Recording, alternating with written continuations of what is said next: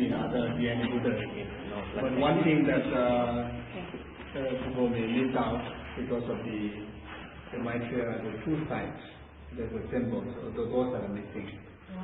And so anyway, the center one is the Maitreya Buddha, and I think this side, right side, must be the Vajrapani based on the hand gesture. And again, usually the whole Vajra, but here there's no Vajra. And the left side is the terrific. So Maitreya, Vajrapani, and the terrific. Maitreya is Buddha of love. So Maitreya regarded the essence of all the Buddha's love. Terrific is regarded as the essence of all the Chandrakshana Buddha's compassion. Vajrapani is regarded as the essence of all the Chandrakshana Buddha's power, the ability to dispel the hindrances. So, and this statue, based on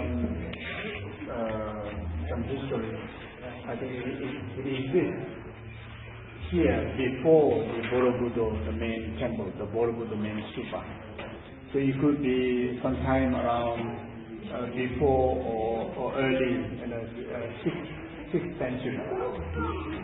6th century. Yeah.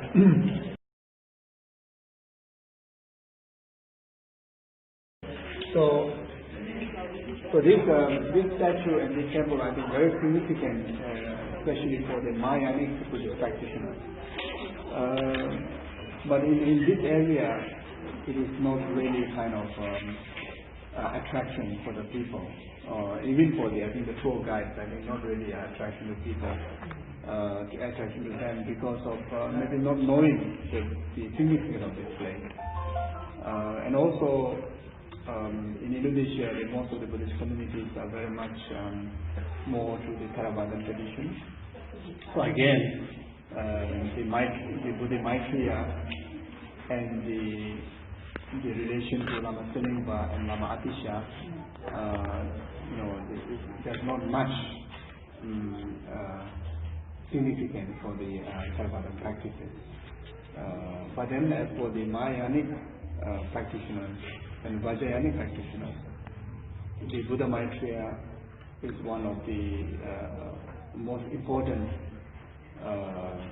the Buddha, as well as the Buddha Maitreya, the emanation of Buddhism, Buddhism Maitreya, also one of the most significant from the 8 sons of the Buddhas, who revealed the 5 major philosophical treatises.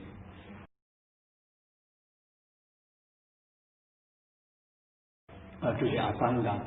After Asanga meditated on Maitreya for the 12 years, is also one of the amazing stories that which, by knowing, really help us to, have a perseverance, joyous perseverance in pursuing the path to enlightenment.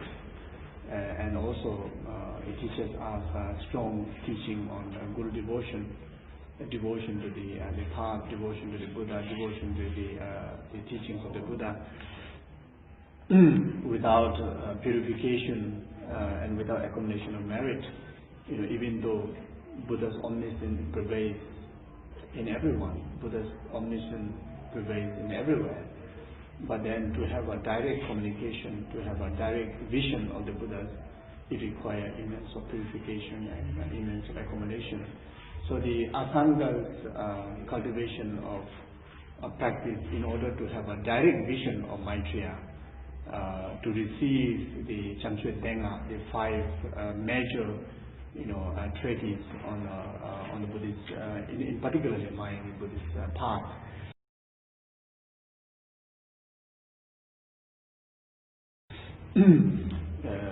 He had meditated for 3 years, solitude meditation, single-pointedly, and he was kind of discouraged because he unable to see, unable to have the vision of Maitreya, and he tends to give up. So, and when he was coming out from his retreat hut, he encountered, there's a pigeon or one bird,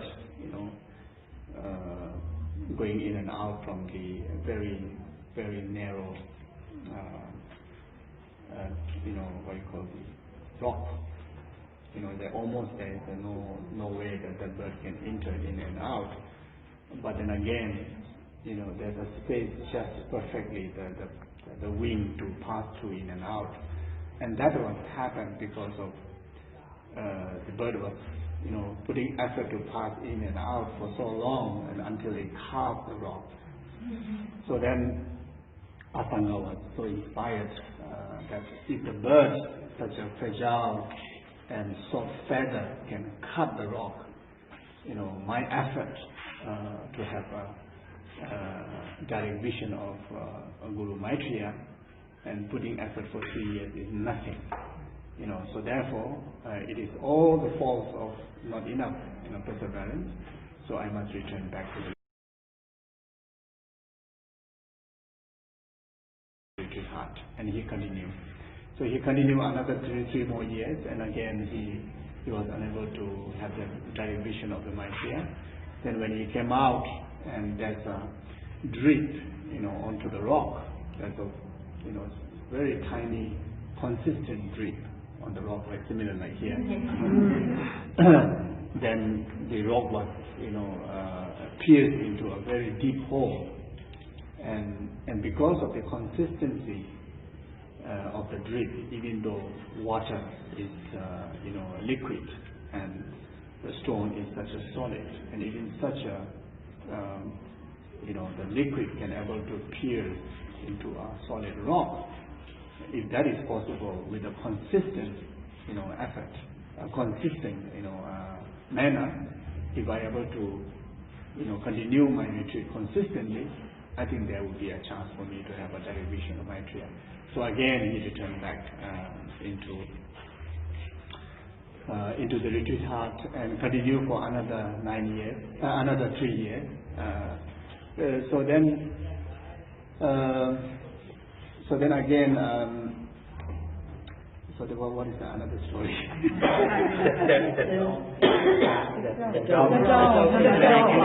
That was the last one.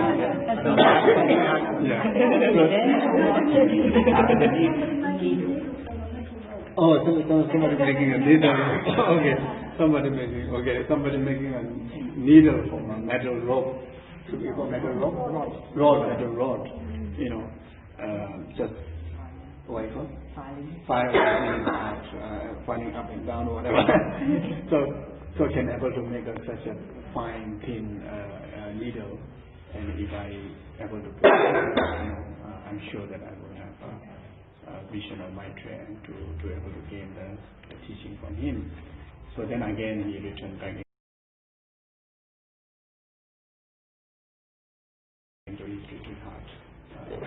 So then finally, after 12 years, then he after putting so many rounds of intensive retreat and unable to see the Maitreya. So then on the way out from the retreat hut, he saw a wounded dog, and when he saw the wounded dog, then there's irresistible compassion born into his heart, and that compassion is not ordinary compassion. It's a genuine, great compassion. He would have that compassion to any other sentient being, if he sees the suffering to any level. But then in immediate, right after he saw this wounded dog, and he really felt that it's necessary, his full responsibility to overcome the suffering of the dog. So because of the generation of the great compassion, he had purified immense of negative karma, and actualized immense of merit. And while he was, so he wanted to clear the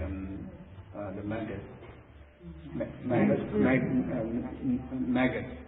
So he thought if he used his finger, it would be too hard and may even squeeze or may even be hurt both for the dog and as well as the market. So he thought his tongue would be the gentle, softest thing that maybe will be save secure the pain from the pain to the dog and also save the market. So when he was just about to, touch the wounded dog with his tongue to clear the market from there, then suddenly there's a disappearance of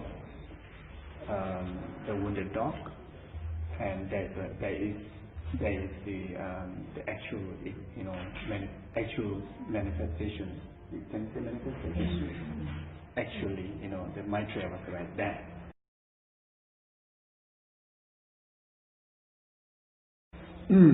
So then he grabbed the Maitreya and said that I've been pursuing to see you and for so long, and why it took so long for you to appear to me. And he said that I was there with you from the very first day.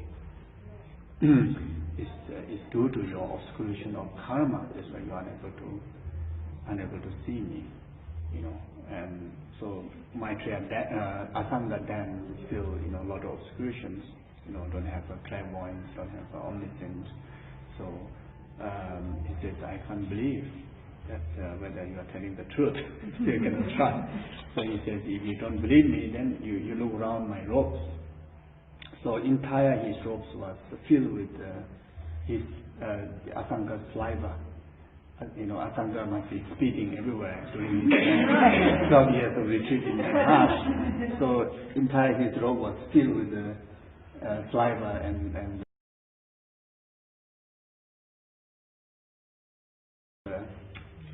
yeah.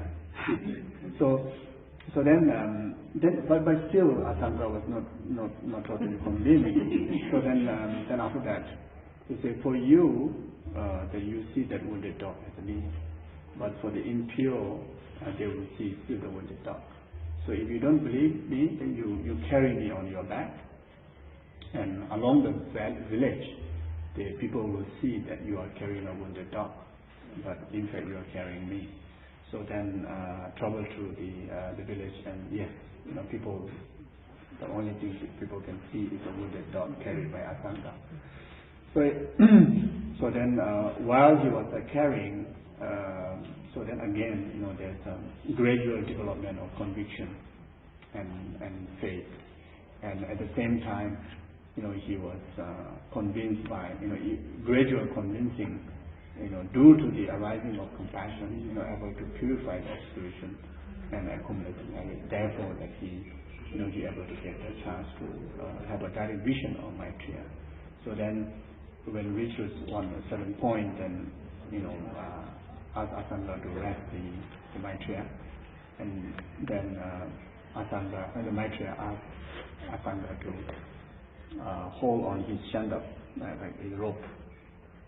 And the moment he hold the rope, he already reached in the Maitreya, the Maitreya, what you call the Pure Land, or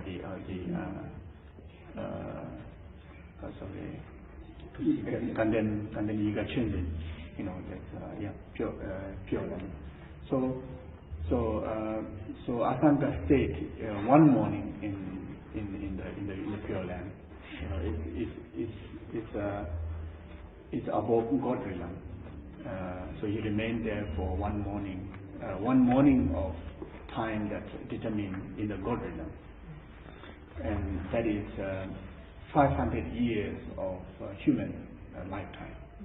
So he remained one morning in the God realm's time, 500 years in the human time, and there he received the entire transmission and commentaries on the 5 treatises of Samchuddenga, which passed down to Asanga. Okay, that's one of the stories.